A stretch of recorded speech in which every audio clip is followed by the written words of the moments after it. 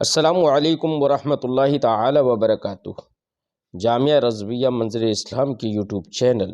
ہم سبق درس نظامی میں آپ کا خیر مقدم ہے۔ آپ کے لیے ایک اہم خوشخبری، جو طلبہ اور طالبات کسی مجبوری کے پیش نظر مدارس میں پڑھنے سے قاصر ہیں، وہ اب آن لائن گھر بیٹھے عالمہ کورس کر سکتے ہیں، وہ بھی صرف 6 سال میں۔ تفصیل کے لیے رابطہ کریں 9897273870 پر۔ رحیم باب منع المخنث من الدخول علی النساء الاجانب، اجنبی عورتوں پر مخنث کے داخل ہونے سے منع کرنے کا بیان۔ اس باب میں امام مسلم علیہ رحمت و مخنث کا حکم بیان کرنا چاہتے ہیں، اور احادیث مخنث کے حکم پر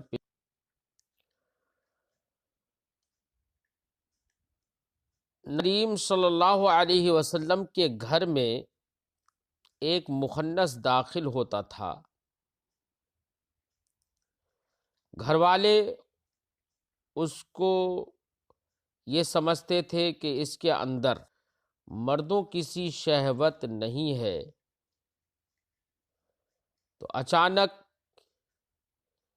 دیکھا کہ نبی کریم صلی اللہ علیہ وسلم ایک دن داخل ہوئے اور آپ میں سے کسی کے پاس مخنث تھا۔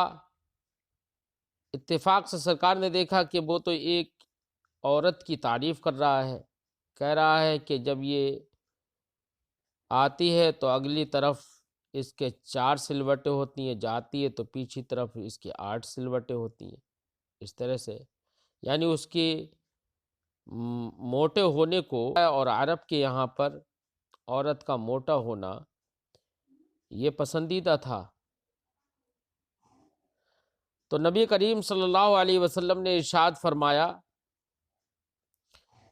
کہ میں دیکھ رہا ہوں کہ یہ سب باتیں سمجھتا ہے، جانتا ہے،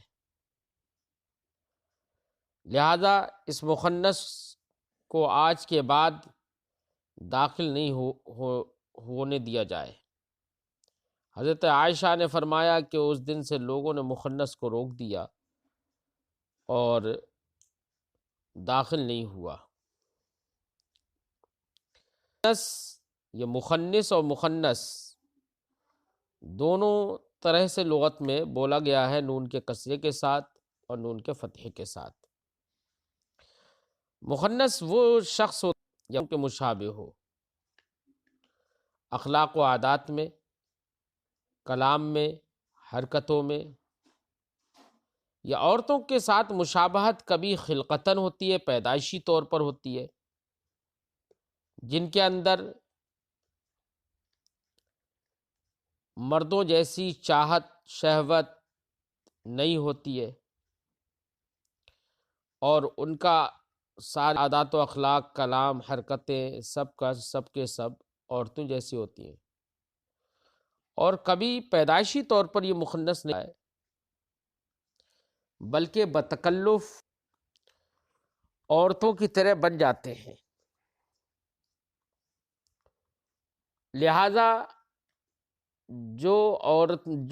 خلقی اور پیدائشی طور پر عورت کے عادات و اخلاق، کلام، حرکتیں کرتا ہو، پیدائشی طور پر بتکلف نہ کرتا ہو، تو اس میں بھی اگر مردوں جیسی شہوت نہ ہو، ضرورت الی النساء اس کو محسوس نہ ہو، تب تو ایسے کا داخل ہونا یہ جائز ہے۔ اور اگر مردوں جیسی شہوت، چاہت، حاجت الی النساء اس کو محسوس ہو، وہ عورتوں کو محبوب رکھتا ہو، تو ایسے کا عورتوں کے پاس داخل ہونا یہ جائز نہیں ہے۔ اور رہے آج کے زمانے کے مخنث جو بناوٹی ہوتے ہیں، جو عورتوں کے سے کپڑے پہن لیتے ہیں، ان جیسی اپنی ہیئت اور شکل و صورت بنا لیتے ہیں، اور اس بات کو پسند کرتے ہیں کہ لوگ اسے اپنی عورت کی طرح سمجھیں۔ یہ سب مرد ہوتے ہیں، ان کا کسی بھی صورت میں مرد عورت کے ساتھ اختلاط جائز نہیں ہے۔ تو ہماری اس گفتگو سے آپ نے مخنث کی دو صورتیں سمجھی۔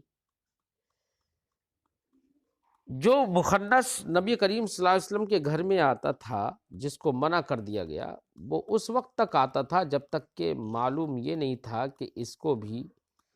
حاجت الی النساء ہوتی ہے۔ جب دیکھا کہ وہ عورت کی تعریف کر رہا ہے تو پھر اس کو منع کر دیا گیا تھا۔ اسی مسئلے کو واضح کرنے کے لیے امام مسلم علیہ رحمت و رضوان نے یہ باب باندھا، باب منع المخنث من الدخول علی النساء الاجانب، اجنبی عورتوں کے پاس مخنث کے داخل ہونے کے منع کرنے کا بیان۔ حدثنا ابو بکر ابن ابی شیبہ و ابو قریب، ہم سے حدیث بیان کیا ابو بکر ابن ابی شیبہ نے اور ابو قریب نے، قالا دونوں نے کہا، حدثنا وکی، ہم سے حدیث بیان کی وکی نے تحویل سند، قال وحدثنا اسحاق ابن ابراہیم قال اخبرنا جریر، تو یہاں پر یہ سند جریر تک پہنچی، پچھلی سند وکی تک، پھر تحویل سند۔ قال فرمایا وحدثنا ابو قریب، ہم سے حدیث بیان کیا ابو قریب نے، قال حدثنا ابو معاویہ، ہم سے حدیث بیان کی ابو معاویہ نے، اب یہ ابو معاویہ تک پہنچ گئی سند، وکی جریر ابو معاویہ کلہم عن ہشام، یہ سب کے سب روایت کرتے ہیں ہشام سے۔ اب ہشام تک پہنچی نا تحویل سند۔ قال وحدثنا ابو قریب ایضا واللفظ ھذا، اور ان کے الفاظ یہ ہیں کیا، قال حدثنا ابن نمیر، ہم سے حدیث بیان کی ابن نمیر نے، اور ماقبل میں یہ تھا کہ ابو قریب نے کہا کہ ہم سے حدیث بیان کی ابو معاویہ نے، یہاں پر کہہ رہے ہیں کہ ہم سے حدیث بیان کی ابن نمیر نے۔ قال انہوں نے کہا حدثنا ہشام، ابن نمیر نے کہا کہ ہم سے حدیث بیان کی ہشام نے، یعنی انہوں نے حدثنا سے یہاں پر پیش کیا، جبکہ اس سے پہلے معاویہ نے کہا عن ہشام، جریر نے کہا عن ہشام، وکی نے کہا عن ہشام، اور انہوں نے کہا حدثنا ہشام۔ تو دوسری سند سے ابو قریب کے الفاظ سند میں یہ کیا ہے کہ ابن نمیر نے کہا حدثنا ہشام عن ابی عن زینبہ بنت ام سلمہ، کہ ہشام روایت کرتے اپنے والد سے عروہ سے، وہ روایت کرتے ہیں زینب بنت ام سلمہ سے، وہ روایت کرتی ہیں عن ام سلمہ سے، وہ کہتی ہیں ان مخنثا کان عندها، ایک مخنث ان کے پاس تھا، ورسول اللہ صلی اللہ علیہ وسلم فی البیت، اس حال میں کہ رسول اللہ صلی اللہ علیہ وسلم گھر میں تھے، فقال لاخی ام سلمہ، تو انہوں نے ام سلمہ کے بھائی سے کہا، یعنی حضرت ام سلمہ جو تھیں ان کے بھائی سے کہا، کس نے؟ مخنث نے، کیا کہا؟ یا عبداللہ ابن ابی امیہ، اے عبداللہ ابن ابی امیہ، ان فتح اللہ لکم الطائف غدا، اگر اللہ نے کل تمہارے لیے طائف کو فتح فرما دیا، فإنی ادلک علی بنت غیلان، تو میں تمہیں غیلان کی لڑکی کا کیا پتہ دیتا ہوں، خبر دیتا ہوں، فإنہا تقبل ب4 وتدبر ب8، وہ 4 کے ساتھ آتی ہے اور 8 کے ساتھ جاتی ہے، یعنی جب آتی ہے تو اس کے پر 4 سلوٹیں ہوتی ہیں، موٹی ہے، اور جاتی ہے تو 8 سلوٹیں ہوتی ہیں۔ قال فسمع، جاتی ہے کہ مطلب پیچھے کی سائیڈ میں، آتے ہوئے اگلے کے سائیڈ میں 4 سلوٹیں نظر آتی ہیں، جاتی ہے تو پچھلے کے سائیڈ میں 8 سلوٹیں نظر آتی ہیں، یعنی اس کے موٹے پن کو بیان کر رہا ہے جو کہ عرب کے نزدیک مرغوب تھا۔ قال فسمعہ رسول اللہ صلی اللہ علیہ وسلم، راوی فرماتے ہیں تو یہ بات رسول اللہ صلی اللہ علیہ وسلم نے سنی، فقال، تو سرکار نے ارشاد فرمایا، لا يدخل هؤلاء علیکم، ایسے لوگ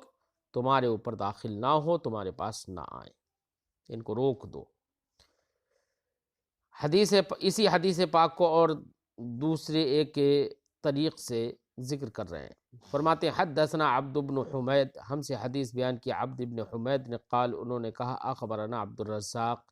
ہمیں خبر دی عبد الرزاق نے، وہ روایت کرتے ہیں عن معمر عن الزہری، حضرت معمر سے وہ روایت کرتے ہیں، زہری سے، عن عروہ وہ روایت کرتے ہیں حضرت عروہ سے، وہ روایت کرتے ہیں عن عائشہ، حضرت عائشہ سے، قالت انہوں نے کہا کان یدخل علی ازواج النبی صلی اللہ علیہ وسلم مخنث،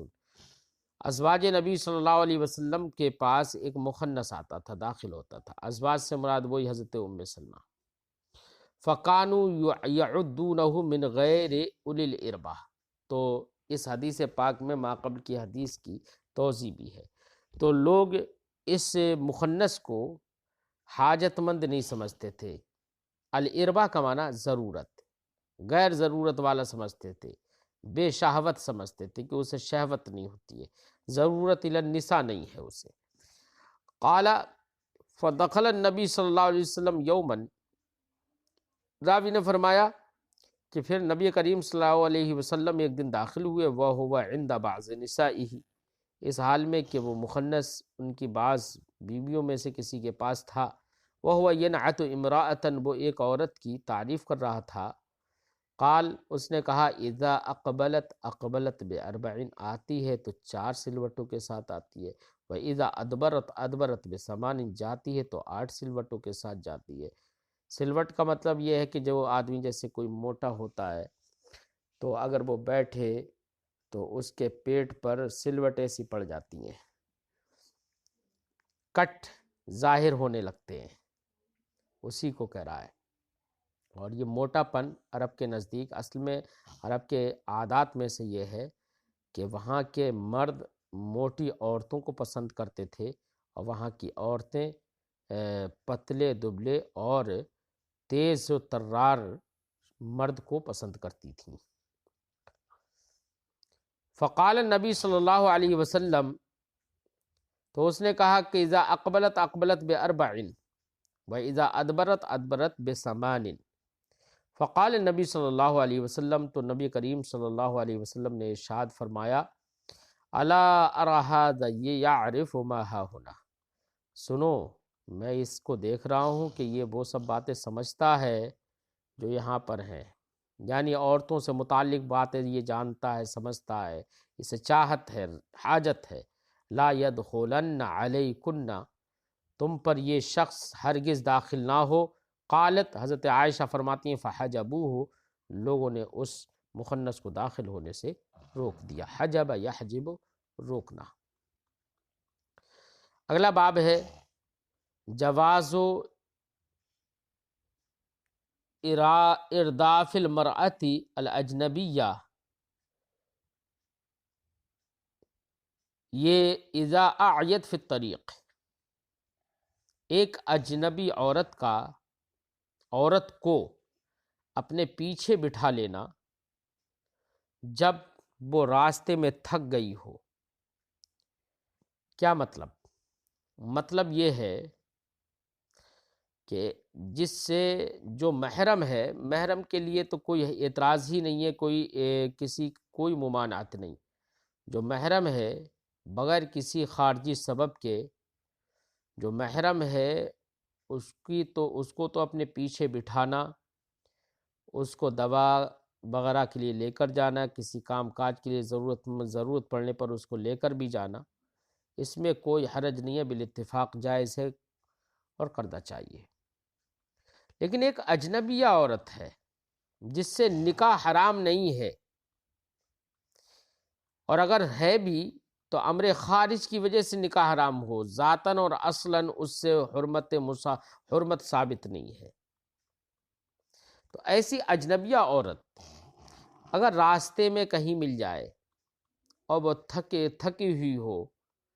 پریشان ہو، تو کیا کوئی اجنبی مرد اس عورت کو اپنے پیچھے بٹھا لے؟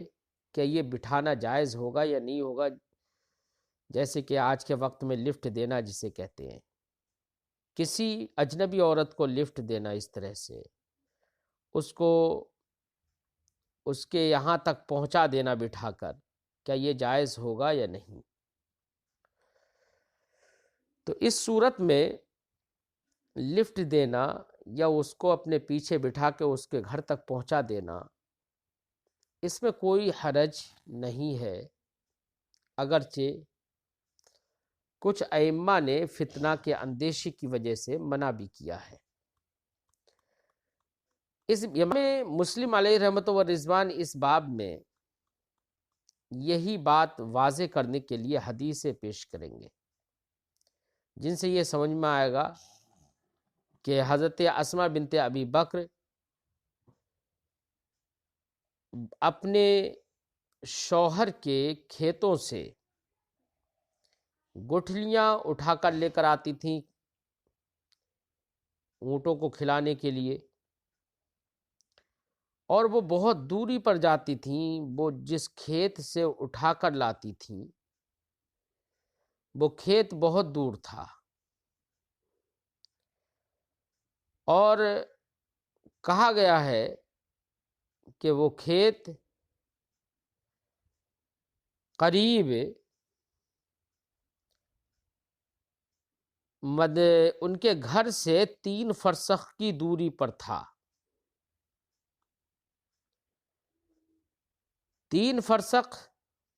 کی دوری پر تھا۔ 1 فرسخ 3 میل کا ہوتا ہے، اور 3 فرسخ کی دوری پر تھا تو پھر 9 میل ہو گیا، 9 میل کی دوری پر، اور 1 میل 6000 ہاتھ کا ہوتا ہے، ذراع کا ہوتا ہے، اور 1 ذراع 20 انگل کی ہوتا ہے۔ مطلب ہمارے ہاتھ میں اگر ہم غور کریں تو عام طور سے کوہنی سے تھوڑا نیچے تک کا جو حصہ ہوتا ہے ہمارے ہاتھ کا 20 انگل، اس پہ اندازہ لگا لیجئے 4 انگل، ہمارے ایک ہاتھ میں 4 انگل بنتے ہیں، اب دونوں ہاتھوں کے 8 انگل ہو گئے۔ اس طریقے سے ہمیں اگر 20 انگل لگائیں گے تو ہماری کوہنی تک یہ تقریباً جو ہمارا ہاتھ ہے وہاں تک پہنچ جاتا ہے، اگر درمیانی ہو عادتاً، کچھ لوگوں کے لمبے ہوتے ہیں ان کا اعتبار نہیں ہے۔ تو 20 انگل کا 1 ذراع ہوتا ہے، اور 6000 ذراع کا 6000 ہاتھ کا 1 میل ہوتا ہے، اور 1 فرسخ 3 میل کا ہوا، اور 3 فرسخ دور جاتی تھی تو کتنے 9 میل دور جاتی تھی۔ ایک مرتبہ سرکار دو عالم صلی اللہ علیہ وسلم راستے میں آئے، آپ کے کچھ صحابہ بھی ساتھ میں تھے، دیکھا کہ وہ پیدل آ رہی ہیں، اپنے سر پر اٹھائے ہوئے ہیں بوجھ، تو سرکار نے ان سے کہا کہ آپ بیٹھ جائیے، میرے پیچھے اونٹ پر بیٹھ جائیے۔ سرکار دو عالم صلی اللہ علیہ وسلم نے بٹھایا، ان کو گھر تک پہنچا دیا۔ وہ فرماتی ہیں کہ حالانکہ مجھے شرم آ رہی تھی، حیا آ رہی تھی، لیکن پھر بھی میں بیٹھ گئی۔ اس سے کچھ ائمہ نے یہ فرمایا کہ لفٹ دینا یہ جائز ہے اجنبیہ عورت کے لیے، لیکن اکثر ائمہ نے یہ کہا کہ اجنبیہ عورت کو اس طریقے سے بٹھا لینا اندیشے کا فتنہ ہے، وہ فتنے کا اندیشہ ہے، تو یہ جائز نہیں ہوگا۔ اور رہا نبی کریم صلی اللہ علیہ وسلم کا لفٹ دینا، نبی کریم صلی اللہ علیہ وسلم کا ان کو ان کے گھر تک پہنچا دینا، یہ سرکار کے خصائص سے ہے، سرکار کی خوبیوں سے ہے، خصائص سے۔ سرکار کے اندر جیسے کہ دوسروں سے فتنے کا اندیشہ ہے، وہ سرکار سے تو بالکل ہی نہیں ہے۔ وہ تو تمام مسلمانوں کے لیے اس طریقے سے ہیں عدم فتنہ کے حق میں، جیسے کہ ایک باپ اپنی بیٹی کے لیے۔ اس لیے وہاں پر سرکار دو عالم صلی اللہ علیہ وسلم کا لفٹ دینا یا سرکار دو عالم صلی اللہ علیہ وسلم کا اپنے پیچھے کسی کو بٹھا لینا، اس سے یہ لازم نہیں آتا ہے کہ آج کے زمانے میں بھی کوئی بھی مرد کسی اجنبی عورت کو لفٹ دے اور اس کو بٹھا کر لے جائے، یہ جائز نہیں ہوگا۔ چلیے ترجمہ کرتے ہیں۔ حدثنا محمد بن العلا ابو قریب، ہم سے حدیث بیان کی محمد بن علا ابو قریب نے، قال انہوں نے کہا حدثنا ابو اسامہ عن ہشام، ہم سے حدیث بیان کی ابو اسامہ نے روایت کرتے ہوئے ہشام سے، قال انہوں نے کہا اخبرنی ابی مجھے خبر دی میرے والد نے، وہ روایت کرتے ہیں عن اسما بنت ابی بکر، اسما بنت ابی بکر سے، جو حضرت عائشہ صدیقہ رضی اللہ تعالیٰ عنہ کی بہن ہے۔ قالت، انہوں نے کہا تزوجنی زبیر، مجھ سے زبیر نے شادی کی، وما لہو فی الارض من مال، زمین میں ان کے لیے کچھ بھی مال نہیں تھا، ولا مملوک، اور نہ ہی ان کا کوئی مملوک تھا، یعنی غریب تھے بہت، ولا شیء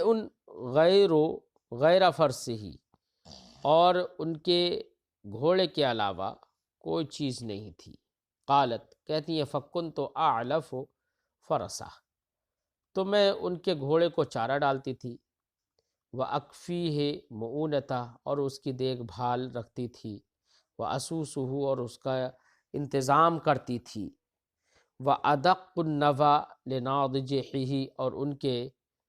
اونٹنے کے لیے میں اونٹنی کے لیے گٹھلیوں کو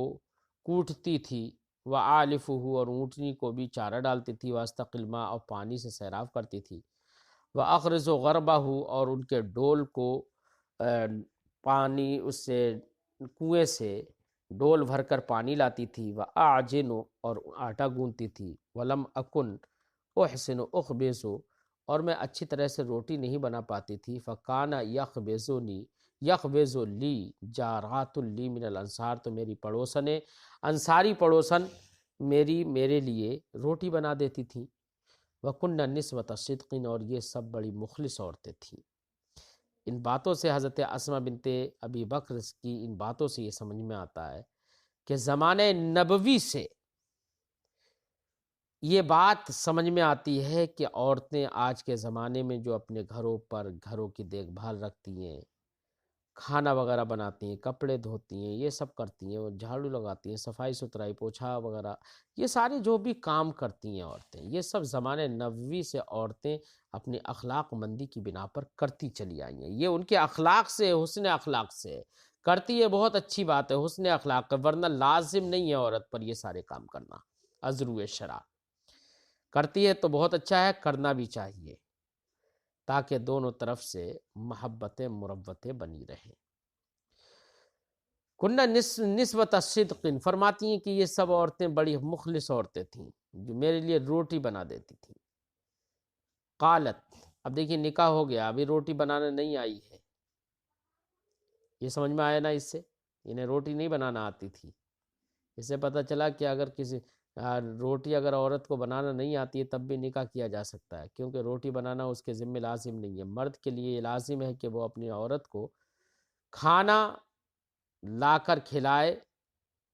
اب جہاں سے چاہے لائے، لیکن عورت کے حسن اخلاق سے یہ ہے کہ وہ اپنے گھر پر بھی بنا لے۔ فرماتی ہیں قالت، کہتی ہیں وَكُنْتُ أَنْقُلُ النَّوَى مِنْ أَرْضِ زبیر، میں زبیر کی اس زمین سے گٹھلیاں لاتی تھی، التی اقطعہ رسول اللہ صلی اللہ علیہ وسلم علی، جو زمین رسول اللہ صلی اللہ علیہ وسلم نے ان کو دے دی تھی۔ اقطع یقطع، اقطع زمین دے دینا، جو زمین نبی کریم صلی اللہ علیہ وسلم نے ان کو دے دی تھی حضرت زبیر کو، جو کہ حضرت اسما بنت ابی بکر کے شوہر ہیں، ان کو سرکار نے کچھ زمین دے دی تھی۔ اس سے پتہ چلتا ہے کہ ایک امام، ایک متولی، ایک ذمہ دار اگر سرکاری زمین کسی کو کچھ دے دے تو اس کا یہ دینا جائز ہے، جیسے کہ سرکار نے حضرت زبیر کو کچھ زمین دے دی تھی۔ فرماتی ہیں کہ کنت انقل النوى من ارض الزبیر التی اقطعہ رسول اللہ صلی اللہ علیہ وسلم علی راسی، سرکار کے نے جو زمین زبیر کو دے دی تھی، اس زمین سے میں گٹھلیاں اپنے سر پر اٹھا کر لاتی تھی، وہی علی ثلاث فرسخ، اور وہ 3 فرسخ کی دوری پر تھی مدینہ سے۔ قالت، فرماتی ہیں فجئت یوما، تو ایک دن میں آ رہی تھی، والنوى علی راسی، اور گٹھلیوں کا ڈھیر میرے سر پر تھا، فلقیت رسول اللہ صلی اللہ علیہ وسلم،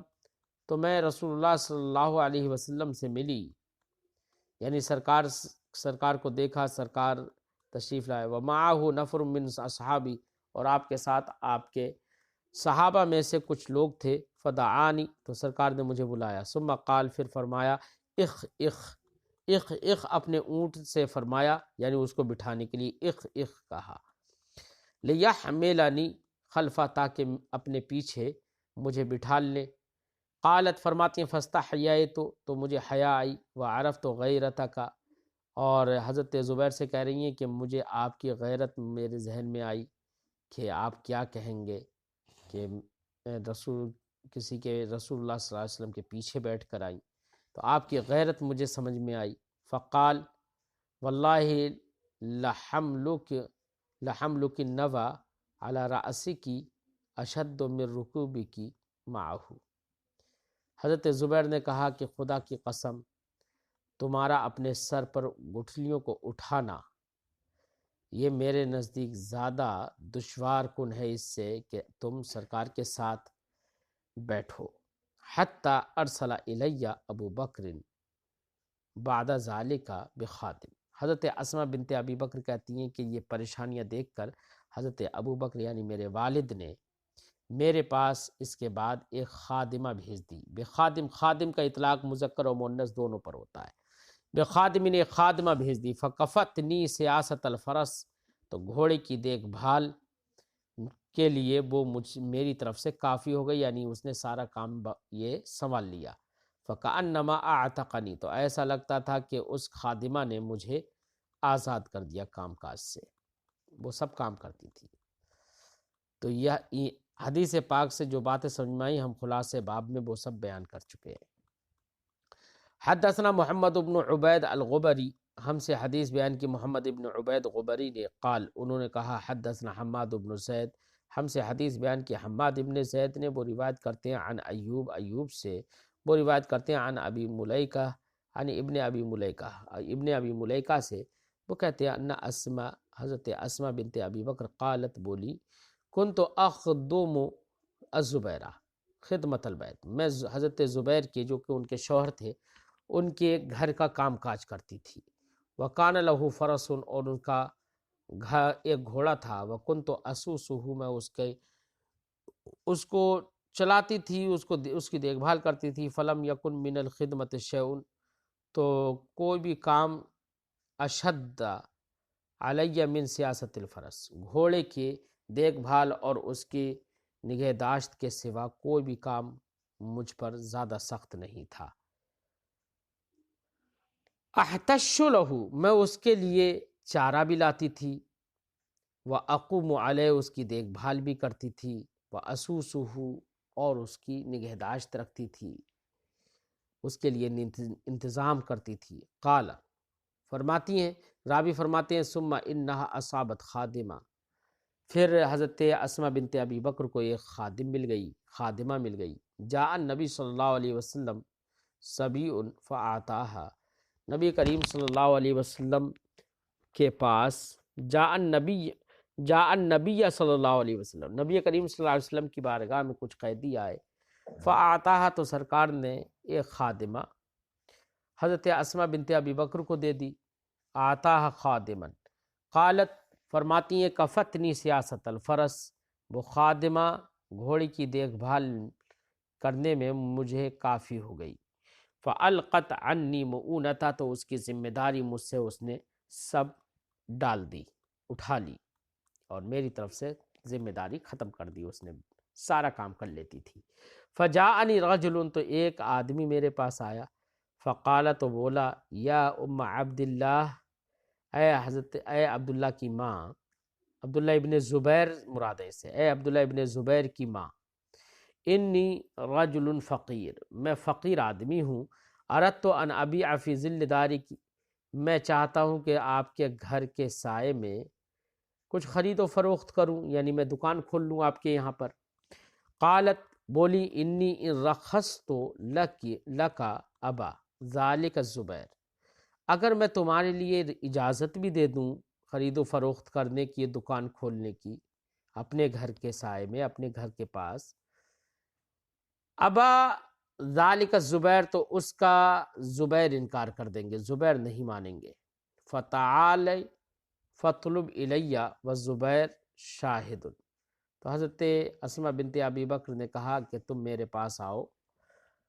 اور اجازت طلب کرو اس حال میں کہ زبیر شاہد ہوں، حاضر ہوں۔ اگر زبیر میرے شوہر جو ہیں یہاں گھر پر میرے پاس موجود ہوں گے اور تم آؤ گے اور تم اجازت طلب کرو گے تو شاید زبیر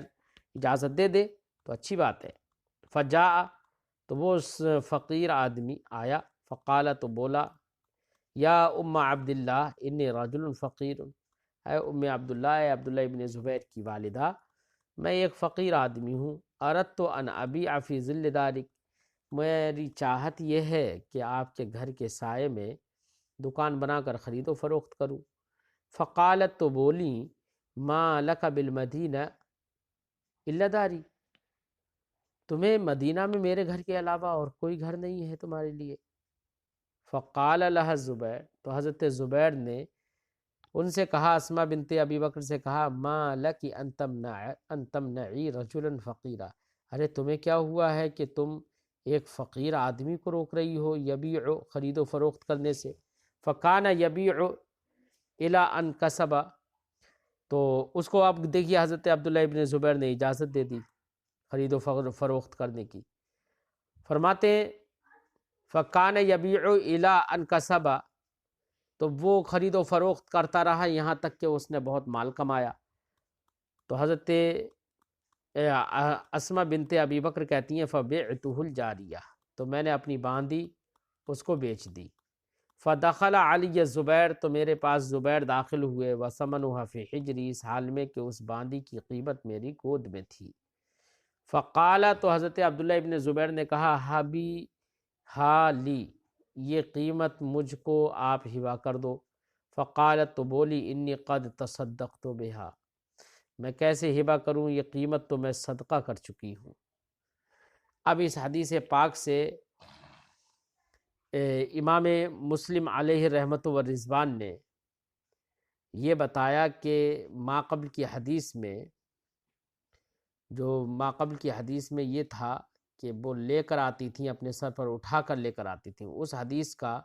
عنوان باب سے بالکل مطابقت ظاہر تھی۔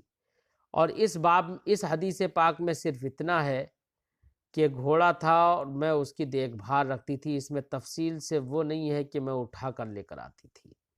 لیکن ہاں یہ تو ہے کہ گھر کا کام کاج کرتی تھی۔ اس سے یہ باتیں تو سمجھ میں آ ہی جاتی ہیں ساتھ ہی ساتھ کہ کام کاج عورتیں کرتی چلی آئی ہیں زمانے نبوی سے، اور کرنا چاہیے، ان کے حسن اخلاق سے ہے۔